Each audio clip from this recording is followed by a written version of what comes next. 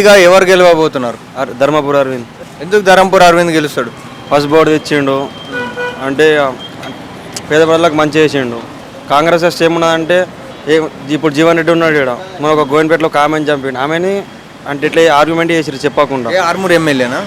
Jeevan Reddy Congress MLA. అదే bro, ఇంక కాంగ్రెస్ వస్తే ఏంటంటే ఇక పాకిస్తాన్కి అమ్మేస్తారు, మన ఇండియా ఏం లేదు. మరి బీఆర్ఎస్ గురించి అంత లేదు బ్రో నాకైతే.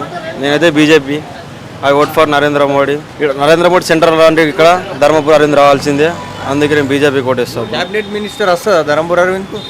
వస్తుంది బ్రో. ఏమేమో అభివృద్ధి పనులు చూసావు నిజామాబాద్లో నువ్వు ధరంపూర్ అరవింద్?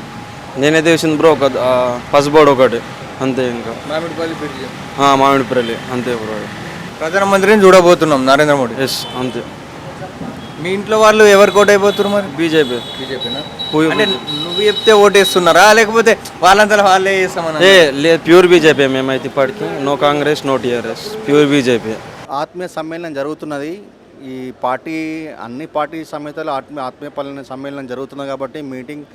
కానీ ఇప్పుడు ప్రజెంట్ నిజామాబాద్లో బీజేపీ అనేది చాలా అధికారంలోకి వచ్చే ఛాన్స్ ఉన్నది. ఎందుకంటే ఇప్పుడు కాంగ్రెస్ పార్టీ స్టేట్లో వచ్చింది, కానీ సెంట్రల్లో బీజేపీ పార్టీ వస్తేనే మనకు చాలా మంచిది.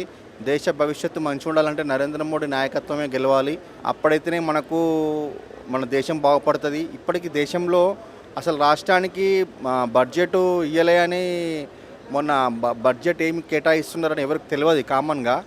మరి తెలంగాణ రాష్ట్రానికి సెంట్రల్ గవర్నమెంట్ 1,82,000 కోట్ల రూపాయలు కేటాయిస్తున్నది పథకాలమే. నా దగ్గర ఒక వీడియో కూడా ఉన్నది, చూపించమంటే చూపిస్తాను. ఆ వీడియో మొత్తంగా ఉన్నది. అంటే ఎందుకంటే రాష్ట్రంలో అసలు బీజేపీ సెంట్రల్ నుంచి ఏమొస్తుంది అనేది ప్రజలకు తెలియదు. ప్రజలకు చాలా అవగాహన లేదు. ఎన్నో ఇప్పుడు ఏదైనా సరే మనం ఒక పథకం పెడితే ఆ పథకం వెనకాల సెంట్రల్ పార్టీది కూడా బడ్జెట్ ఉంటుంది, బడ్జెట్ కేటాయిస్తారు.